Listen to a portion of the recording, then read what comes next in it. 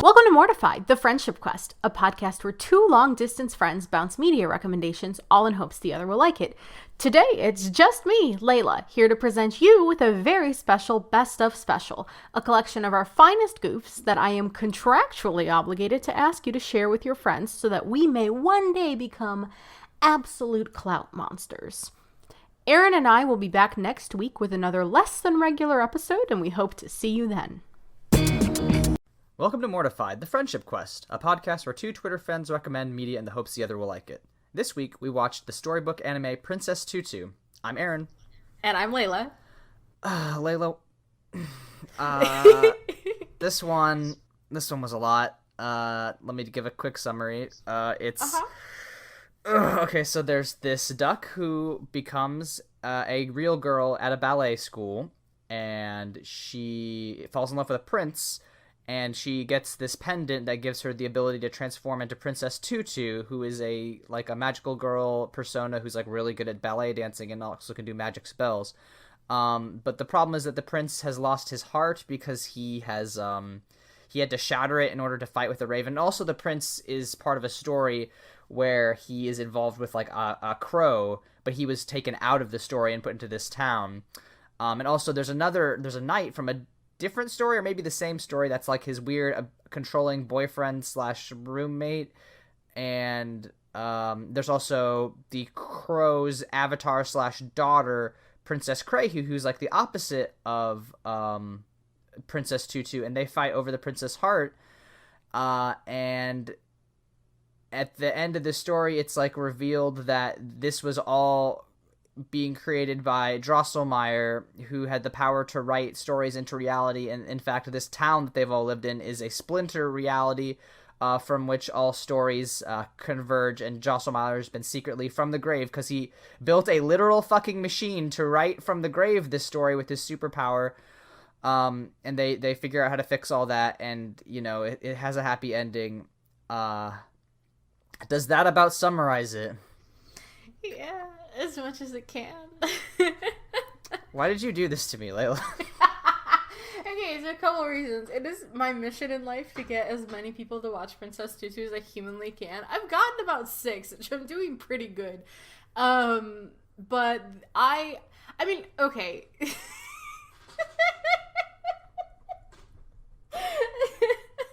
Okay. So, genuinely speaking, it's a litmus test for me to see how wild of a narrative my friends are willing to accept. But also, you and I talk all the time about these overarching themes of children in adult danger and anime and how wild it is, and this was just such a perfect amalgamation of things. I had you lulled into a false sense of security this many weeks in, so I'm fuck it, we're gonna just drop Princess Tutu and see what happens.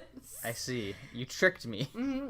I did. I'm so sorry. Can't believe I'm not sorry. No, you're not even remotely sorry. No, this is such joy for me. Love to drink my pain. Here's the thing about Princess Tutu is I don't know that it was right. The weirdness did after about episode 6, I got into it. I was okay, so there's animals and they can talk, and the cat teacher who wants to marry everyone. I was okay, I was into that. I feel that this show has the same. It has a startlingly similar structure to Neon Genesis Evangelion, which is you get introduced to the world.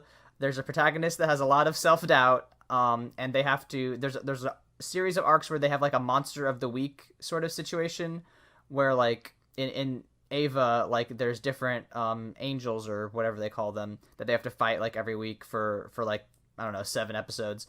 And then in this one there's different heart shards that have been possessing people that for about 7 episodes Princess Tutu has to go through and find the princess heart shards. And then at the end there's a big world consuming cataclysm, and in Ava it's the Lilith, and in in Princess Tutu, it's the crow who makes his blood rain down on the town and turned them all into crow humanoids. Jeremy, besides being like a huge dork nerd, I think he's also the most annoying character, like even like arguably worse than Sissy, who is like the antagonist of the show. I think that Jeremy is like, he's like, if Jeremy goes on YouTube enough, he will turn into an incel, is what I'm saying. Like, he is like so obsessed with making Aelita a real person that like it's like one of his two personality traits, and I don't like Jeremy very much. No, Jeremy's pretty fucking boring. I think me and you both agreed that he has no rights. No, there's nothing about him that's interesting or funny or quirky, and he never goes into Lyoko, so there's not even anything in there for us to kind of extrapolate on. Like, he genuinely just loves Aelita so much, and not in like a, I don't know, it feels like if Aelita actually I think she does get to eventually leave, because I think the show did finish. I think she does get to eventually leave Lyoko, and when she does, I'm like, what is interesting and compelling about you? Even in like an episode, Aelita, he was like being self-deprecating and, you know, like a whiny teenage boy about it, and Aelita's like, Jeremy, do you think we're going to get along when I leave Lyoko? Because if you're going to call yourself useless, I don't want a friend that's useless. I'm like, cold fucking blooded, Aelita. I fucking love you. Oh, and Aelita kicks ass. Let's just skip Jeremy. He's boring. We'll talk about him later. Give Aelita a gun! Aelita's not a real person. She's a person, well, but she is. She's a person, but she's not a physical person, right? She's meatless. She has no body. And I think she's such an interesting character because she lives in this virtual hellscape, and her only point of contact is like this nerd-ass kid who shows up every once in a while to try to make her real, and she just has to talk to him. But like, also, she delivers some of the coldest one-liners, and she's just like, Jeremy, you have to not be a fucking little baby about this. Like, come on, people are dying. Aelita volunteers to die like 4 times. Basically, like every other episode, she's like, listen, I'm not like, you have human friends. There's going to be a lot of mass suffering unless I die. It's fine. And Jeremy's like, no, I just want the nuclear bomb to go off in the middle of France to save my virtual girlfriend. It's like, hey, Jeremy, dog. No. Yeah, his priorities are very interesting. And I mean, he is like a 14-year-old boy, so I mean, that's in character, but like, I don't know, man. Nukes are kind of a different ballgame. It's true. There was a literal nuke once. But I think you brought up a pretty good point. On Twitter, you posted that meme where it's like a huge book which says Code Lyoko, and then you posted a very much smaller book that said Code Lyoko if Aelita had a gun, which is an extremely good and salient point. Aelita doesn't have weapons. She could do telekinesis, and she can type in the Code Lyoko to Xana's towers, but she can't defend herself. Like, all of Jeremy's friends have to constantly, like, take bullets for her in the virtual world. And you brought up a very good point, Leyla. I don't understand. So, okay, a couple of things. All the costumes for the virtual kids are extremely good. They fuck so hard. They're really great. I love all of them. I love that Ulrich is, like, this weird samurai with 2 swords. It's great. But he's German, right? He's incredibly German. He's just a weeb. It gives me he's either a weeb, or it gives me the impression that he just wanted to match with Yumi. Yeah, like, exactly. Because Yumi is actually Japanese, and her whole thing is like she's like a cool fighter geisha, with like a laser fan and everything, and that's rad. Yeah. Oh, Yumi in general, rad as hell. But so, you know, we don't really get a lot of backstory for what happened in these first 13 episodes, but my impression is, so either they had to stand over Jeremy's shoulder as he modeled them into Lyoko, or Odd is genetically a cat boy. There is no other explanation. I don't know what's worse, that like they're like, okay, I can figure out how to put you in this video game, and it's like it just spit out Catboy, or there's like a fucking hour-long scene of Jeremy like in Blender, and Odd's like, no, I need the stripes. If I don't have the fucking stripes, I'm not a real Catboy. I'm gonna get laughed out of the goddamn Catboy fan club, Jeremy. Come on, give me that tail. Let's go. And put my dog on my shirt. I know it's ironic, but put my dog on my shirt. Very important to me. Put my dog on my shirt. It's a brand. It's a statement. I love Kiwi so much. Yeah, so it's one of those two things, but it's probably the first one, and if it is the first one, hey Jeremy, model your girlfriend a fucking gun, dude. And if you're not that good at modeling, model her a sword. Just anything. Please let her protect herself. A shield. Please, anything. A stick. I would take anything just so Aelita can swat some fucking robots. Crabs with boxes on their heads or whatever the fuck these goddamn Xana monsters are. Like, anything at all, please. The monster design is fucking so bad. I hate all the virtual monsters. One of them's They're literally incredible.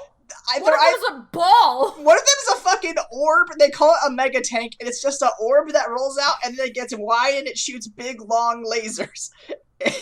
Some of them are just crabs that have square, like, cube heads. And then there's one that's just like hornets. I gave up. It's hornets. They're just big. Fuck it, whatever. Hornets. The monster design makes me so mad because everything else they put so much thought into, and then they're like, fuck it. I don't care. Maybe they just had a crab rig lying around. Yeah, honestly. Fucking put a box on it. That's how they kept assets down. They're just like, whatever. This came with the program we're using. Let's just throw it in there. Wouldn't be surprised if a modeler had, like, worked so hard on the fucking legs and just ran out of time for the top part, and it was just the default blender box, and it was like, fuck it, let's go! We're fine. Slap a Xana eye on there. That's a monster. Put it in production. Let's start with, who's your favorite Teen Titan of the 5? Oh, that's so hard. It's Raven, though, right? It was Raven. I think it's like Raven and Starfire, and then I should have appreciated Beast Boy more when I had him. Okay. Yeah. You have a thing for dumb boys, and that's fine. So let's start. I want to save Raven for last because she is my favorite. Let's start with the team leader, Robin. Obviously, he's Robin of Batman Protégé fame. He was my favorite growing up because I was like, yeah, he's the team leader, and I want to be just like him and be cool, and we stand a short king. We do stand a short king. And like you were saying, like, I do appreciate the vibe that Robin gives off, especially with, like, Starfire, even in the one episodes where, like, when he's not fighting with Cyborg, like, that's a weird dynamic, but, like, he does, like, project the vibe of, like, hey, I'm the team leader, I want us to get things done, but I do also care about all of you, and, like, that's my whole thing, even though I did get a lot of weird, bad, obsessive traits from my surrogate dad. I like Robin. I think he's, like, if you're gonna have a team leader, you can't make them too overpowered, and Robin is, like, probably the weakest out of all of them, which is, it's an interesting dynamic, and I appreciate that. He's got a fun belt and a good stick. I mean, that's all he does, really. Except for the one time where he's like, I can't trust my team members, so I have to turn into Let me go undercover and explicitly invite them to kick my ass! Hey, this'll throw them off if they beat the shit out of me as Red X. What a tacky motherfucker! I love him so much. But even the Red X... What? It didn't work. Oh, God. And then, like, he wasn't even a good bad guy, because, like, Beast Boy gets, like, thrown into the path of a train, and then he immediately goes to save him, because he's the natural team leader, and Beast Boy's like, hey, did you just save me? And then Bob is just like, oh, shit, and just kicks him in the chest. He's like, bye. God. Robin is, like, the first level evolution of, like, an edgy thief Pokemon. Yes. The second level of which is Kaz Brekker from Six of Crows. I literally thought about Kaz as soon as I saw Robin. I'm like, oh god, he's giving me such Kaz vibes. I was like, that was like my first note, and I don't know what the third one is. If you could make a pull for an annoying edgelord, please. Oh man, you know what though? Like, I love an annoying edgelord up until they become, like, men annoying edgelords. If they're it's dwarves, Sasuke. It's Sasuke. I forgot. We canonically made it Sasuke in our Six of Crows episode. Damn it. Sasuke, you got us again. A lot of mutes got, like Camille gets got. A lot of named mutes who had, like, plot points in this season. Camille gets got, and a few others, but the one that really made me upset was Brad of Ratland. At one point, Amy tries to make him a little Ratland called Bradland, and then she just goes, but it turned out like Sadland, and I got so sad for her. And then she just carries Brad around the rest of the season, and she comes to prom, and she's like, I'm not here to reconcile. I want them to see what they did to Brad.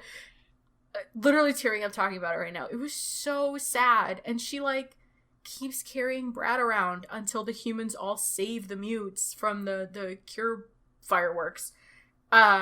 And only then does she come around to, like, reconciling with people. But, like, holy shit, this show's for 7-year-olds! And I think that's an important point, because, like, even after the time skip, even after the whole conflict is over, the people who are cured don't get uncured. They're gone. Like, this show doesn't pull any punches. Like, it doesn't bring people back from the dead or, you know, restore them to their former selves. They're just fucking gone. And, like, I think that's an incredibly smart choice, just to be like, yeah, I mean, there are stakes in this program, and, like, the actions have consequences, and, like, this is, you know, a lot of, like, programming that at least I would have watched when I was younger would have had, you know, the vaccine or whatever, be able to turn them back into their regular selves or something. Well, but, like, how many times does Goku come back from the dead? Yeah, I mean, like anime, right? Like, Goku literally, in the first 3 episodes of Dragon Ball Z, dies and goes to heaven. Like... And then it's like, hey, don't revive me for a year. Yeah, like, I mean, resurrection is such a common trope in all sorts of media. There's prominent religions based around resurrection. Like, but the fact that, like, this show was willing to be like, no, we're not bringing people back, I think is heartbreaking, because I really wish Brad and Yum-Yun had been able to be part of the great new, you know, mutant Hamufa joint. But, like, you know, this was a war, and wars, you know, have cost, and I think it was just brilliant. Sad, and I'm like genuinely still very upset about Yum-Yun. Like, God, the fact that, like, these, I don't know why this of all programs hit me so hard. Like, we just talked about the Burning God, and I was, like, very upset about the Burning God, but, like, I don't know, maybe it was just because I could tell that Rin's story was one about, like, you know, sadness, and nobody was gonna have a happy ending. The fact that, like, this is a colorful, bright, fun show that's really funny and smart for kids has these, like, very tragic losses. Like, maybe that's what I wasn't expecting. But, like, I don't know. But, like, this, I think Kipo and the Age of Wonderbeasts is my favorite media I've consumed this year across the board. And probably top 5 of media I've ever consumed. If you take the whole series, all 3 seasons, probably one of my favorite media products ever. And it's just a lot to handle from a show that came out in 1 year and is aimed at 10-year-olds. Like, yeah, it is quite a bit to handle. I don't know what it is about media aimed at children. I think maybe because it's less contrived than stuff that's aimed for adults. Like, again, we always come back to the Burning God, because, I mean, like, it is a story that sticks to your bones a bit, right? But the thing about it that is, there's a lot of mechanics to it. You know what I mean? Like, there's mechanics of war, there's strategy, there's a lot of, like, lore and things you have to really dig into, which isn't a bad thing. It's just kind of well, it's like, like, it's the trappings of the fantasy genre, right? Especially epic fantasy, where you're getting, you know, all the troop movements, and, you know, the stratagems, and the logistics, and then all the weird details about, you know, how you're going to make your cool combat plan work, and the lore about your magic system. Like, that's all part of the genre, and it's expected, and it's good, and I would not have that genre any other way. But also, I think, I don't know if this is where you're going with this, but I feel like Kipo is able to get away from all those extra trappings and really, like, nail down the story. Yeah, I think that's true of, like, a lot of media aimed at children.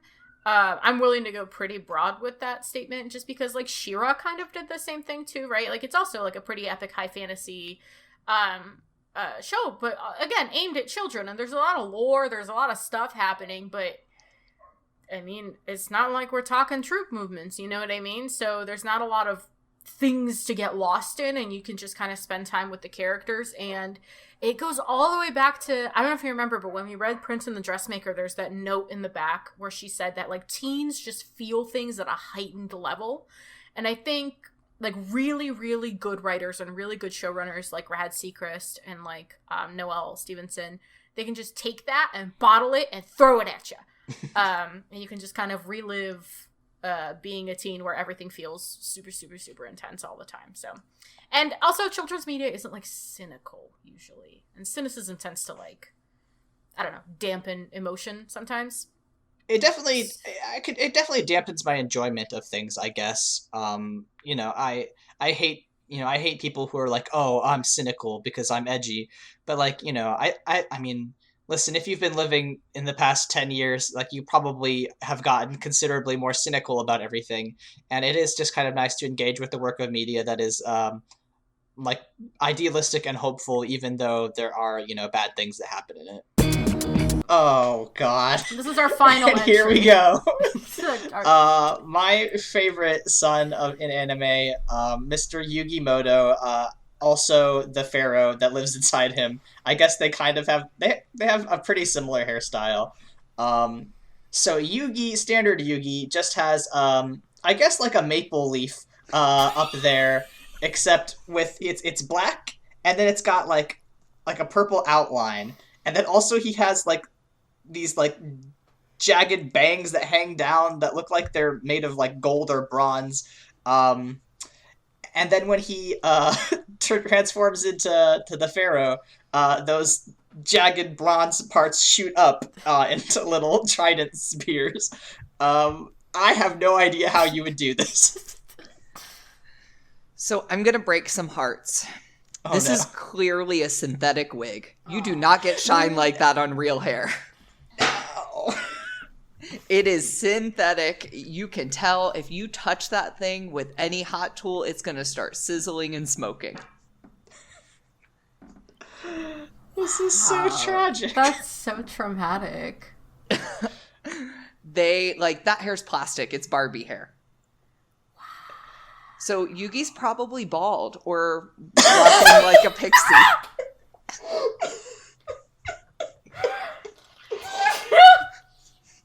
Just a little naked bull rat of a boy. So my running theory for this Wait, series... but does that mean that the pharaoh was also bald? Yes! So they listened to history because here's the thing. The ancient Egyptians, this is real hairstylist knowledge here, they had such bad lice due to living amongst all these animals that they all shaved their head and only wore wigs. Wait. So they were all bald. They shaved their entire bodies, literally head to toe, and only wore wigs. All those like beautiful, like big structured hair that we see, yeah, that's all wigs. Wait, so since Yugi and Yami are like intrinsically linked, does that mean Yugi's hair fell out because baldness was in the heart of the cards? Yami gave him male pattern baldness. Oh, this poor boy and his chokers. That's so tragic. Fuck. I want to see that scene in Yu-Gi-Oh! Where like Joey walks in, he's like, hey, Yugi, I want to talk to you about... And then Yugi's like taking off his huge hairpiece. He's like, it's not what it looks like. Is it supposed to be a crown? Is that why it's shaped like... Yes! I can't breathe. I want to see what the head block that he keeps the wig on at night looks like. Like, is it Dark Magician? It's the Dark Magician, of course it is. Oh, maybe that's why he likes Dark Magician, because they both have the... Finding kinship in a hair shape. So do you want to just like talk about the characters, or should we just get into the fact that about their ages real quick? Yeah, the funny thing about this book is that the anime rule of +5 applies. Oh yeah, I was thinking about that the whole time.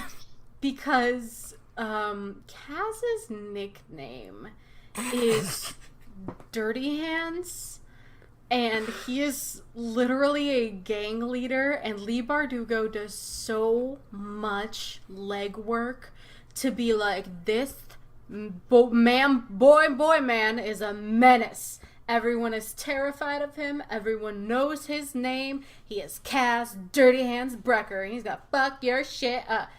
He runs like a angsty version of the Mystery Gang. And he's a baby. He's 17 canonically. And everything he does contradicts. Here, this is the thing, right? So this is part of a duology, and I'll give Miss Bardugo this. Mm-hmm. We talked, I think, a little bit one of the last episodes. Time isn't real. We talked about the author being dead and how like sometimes characters kind of get away from you. That happens in Six of Crows. I feel like characters got away from Leigh Bardugo, and then she comes back in Crooked Kingdom, and it fucks so hard for no reason. Like, she fully leans in Crooked Kingdom and are like, no, this is a baby. And I was like, this is thank you for recognizing that you wrote me a child that I'm supposed to be afraid of, but I'm only afraid of him in that way of like, that like John Mulaney joke way where you see a gang of teens across the way and you're an adult and you know they're going to point out your insecurities. Like, that man's got feminine hips. That's what I think about every time. Like, they're just going to make fun of me to death. The thing that really got me was that it's his canonically he drinks brandy, and I was like, all right, I'm done here. Like, he's a Jack the Ripper wannabe who needs to be aged up a minimum of 10 years. I forgot that he drinks brandy, but that is hilarious because I am a 26-year-old woman who like tries to be cool, and I try to get into brandy for like a hot minute, and even I can't, and I'm 26. Like, yeah, no, I typically, if I have to drink wine, I will cut it with soda. So like, I am the complete opposite end of this. Apparently, that is the most aggressively Midwestern sentence I've ever heard. Listen, we do it right down here. I didn't say pop, thankfully, because I'm not from that part of the Midwest. Oh, don't come for pop. I say pop. See, you're one of the bad ones. I'm not. Oh shit, got real contentious. No, got real Midwestern now. Hey, I'm a Rust Belt baby. It happens. But yeah, no, it's. All right, let's just talk about the characters because I think the characters all are pretty good. Well, not all. I think they all work as for what they're trying to be, for what Leigh Bardugo wrote them as. Like Kaz, I mean, for his faults, his fault being that he is far too young for what he's trying to pull off. He works effectively as like the criminal mastermind, the Sherlock Holmes, like always one step ahead of everyone, like pulling off the heists. It makes me very frustrated when I have to deal with like his borderline edginess. Like I think he's kind of annoying, but it's very Hot Topic. Mm-hmm. Yeah. Oh yeah. Exactly. Like he is dangerously close to Sasuke territory.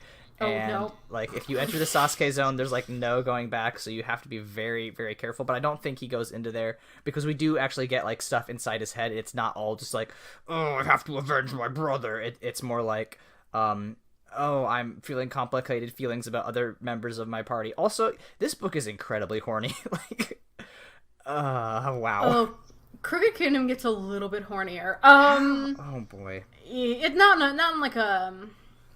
We've talked about this before, not in like a weird teen, in a weird teen way for us, but not in a weird teen way for teens. You know what I mean? Yeah. The one thing I want to add to the Kaz Brecker, the very accurate description of Kaz Brecker, my son that you gave, is, do you know who he reminds me of? Oh no. Is Artemis Fowl. Oh my god! Holy shit! You're so right. He is extremely Artemis Fowl, but just like spent a little bit too long in the mall. Hey, Nari, why are you so horny? I mean, that is her main character flaw, is aggro and horny. Yeah, I resent that. Aggro is not a fucking flaw. I love an aggro, just an angry, small woman. But Jesus H. Christ, literally, she's so horny and is the funniest thing I've ever read in my entire life, because she's horny in the first book when she makes out with Dara in a cave one time, and then she is horny when she's traveling with Ali, and she's just like, this half-naked hot prince that's swimming in a creek that's possessed by magic he won't explain to me, and I'm just gonna stare at his ass through like white wet cloth. Yeah, there's like a whole sequence where they're trying to escape to Tal Nitri, which is like the water kingdom, because he's also like half water prince or whatever. Point is, he's like swimming, they're on this boat, and then like he comes out of the water, and she's like, oh wow, that white linen is not covering him enough. And then like the whole they're like, because the seal of Solomon had to be like implanted in his heart, but like it won't work unless she puts her hand on his chest.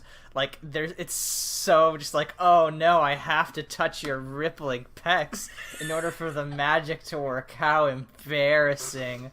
Anyway, when you were all wounded and shit, I had to change you and dress you, and you were well formed, and I mean that in the friendliest, non-romanticest way possible. But yeah, you were well formed, and Ali's just like, I can't believe you said that. I can't. I've never once thought about a sex in my life, and now I'm going to go drown myself if I could, but I can't. I can't because I'm a water magic, and I literally can't drown. Exactly. But by God, if I could will it, I'd do it right now. Yeah. Yeah, and then she just gets hornier, because I feel like the more danger Nari's in, the hornier she gets. Because, like, they're in mild danger when she is mildly horny for Ali. And then, I shit you not, like, the whole water gym. Oh, yeah, the minor thing. Marid that possesses him. Yes! There's a Tempest Marid that possesses him, and he's just, like, chilling. First of all, motherfucker, hey, Nari, I'm gonna need you to get your fucking head out your vag for like 1 fucking second, because he's like, imagine this, right? You walk into a fucking beautiful Hawaiian resort hotel room where you're like vaguely a prisoner. It's fine. Then you see your wife standing on the balcony, and the entire time she is talking to you, she neither attempts to cover herself from a monsoon and has her eyes closed the whole fucking time. And she's just like a little too horny. Would you not be suspicious? It's a little much. And also the thing is that Nari should know by now that Ali is in no way smooth, and just like the way that when he is possessed by the Marid is just like, Nari's like, oh wow, I'm really feeling this right now. It's almost as if Ali's normal personality is gone, because he's actually acting like a sexual agent instead of being a big put my wiener in a prison boy. Tempest Marie did not do any fucking research, and it worked anyway, because she is so fucking horny. And then it's just like, you know, there's just moments where she's just like, I think you said it to me in DMs once, where I was just like, God, I fucking hate Ali, he's so fucking annoying. You were like, you don't hate him, it's just like Nari finds him hot now, and I think you were fucking right. Because Nari was annoyed with Ali all the time, and I'm like, you're right, because I'll take her side anytime. But like, now Nari's like, got some peekaboo linen, got some a little taste of being held in the rain, you know, pina coladas and shit. And then all of a sudden she's besotted, and I'm like, you know, maybe he's not that bad. In the vein of things that are not appropriate for children, we gotta talk about Faust the Eighth. So Faust the Eighth is Yo's second opponent in the Shaman tournament.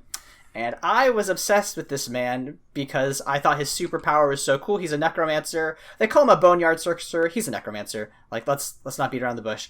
He's straight up a necromancer. He is the queerest coded character I've ever seen. Coded? No, because he's explicitly canonically straight, because he's in love with his dead girlfriend.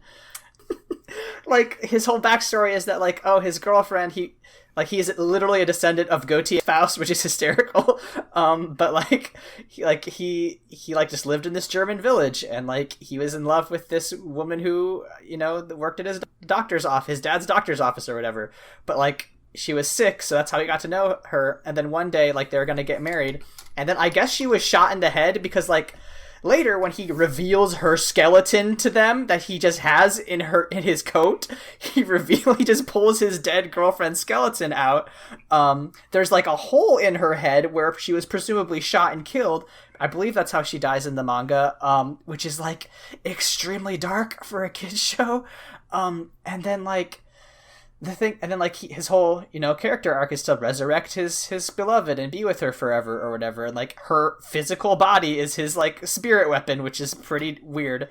But the thing I remember most about Faust the Eighth is that in the manga, like in the anime, he kidnaps Morty and does quote unquote experiments on him to like make Yo mad, so he uses up all his ghost magic to fight his bad skeletons. In the manga, Faust like vivisects Morty, and like it shows like his fucking intestines and shit, and it scarred me for like a literal week. I still like get queasy thinking about it, because it is like they have like fucking like medical tools like opening his stomach, and I remember like the detail in the manga, and it like freaked me out so much that like I don't know, I don't know why I'm so... I mean, that's definitely one of the morbid fascinations I have with this character, Faust the Eighth, but, like, his signature move, the Boneyard Crush, I thought was so dope, because it's just like, I'm gonna throw skeletons at you. Like, that's all it is. But, like, I don't... This is another example of, like, I don't know why I'm a straight person, because this is the gayest man I've ever seen in my life. And I was obsessed with him when I was 10 years old. Listen... The man we saw in the flashbacks, I am willing to believe was a heterosexual. But something happened to Johann Faust VIII between his fiancée dying and being a bestitched lipstick lesbian. Oh yeah, his best plate is stitched on. I'm glad you caught that. Mm-hmm. I even made a note in my notes. I don't remember what studio made this show where I want the author, somebody hire me to write this spin-off. I want a spin-off where because this is an uncommon plot, right? A necromancer wants his dead lover back. Mm-hmm. I want the plot where the necromancer succeeds and brings his lover back. No repercussions, no like big mortal cost, like legitimately once in a lifetime. Maybe horrible things led to it, but succeeds to bring back their loved one, and their life just picks up where it left off. I want the plot where that loved one looks at the person who brought them back and is like, "You've changed," and deuces. And I want the story of them rebuilding their life, which for Johann Faust VIII, I think involves like a goth boyfriend of some sort. I mean, he is the goth boyfriend, to be clear. No, he's seen. Let's fucking don't. Okay, no. All right. Can you differentiate scene and goth for me, please? Yeah, this is scene, and then let me think of a good example for you. Like Raven from from Teen Titans is a goth. You were gonna say from That's So Raven, which was gonna be the hottest take of the year 2020. Layla's left the screen, everyone. Layla's just gone. I was about to say that. I'm so sorry. No, you're right, though.